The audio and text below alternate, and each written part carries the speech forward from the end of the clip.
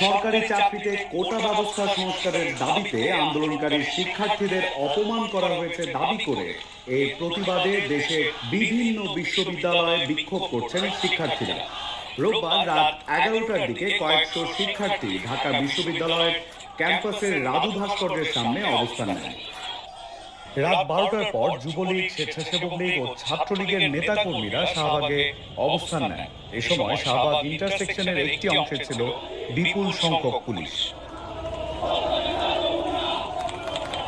অন্যদিকে চট্টগ্রাম বিশ্ববিদ্যালয়ে কোটা বিরোধী আন্দোলনকারী শিক্ষার্থীদের উপর ছাত্রলীগের হামলার ঘটনা ঘটেছে। এতে দুজন আহত হয়েছেন।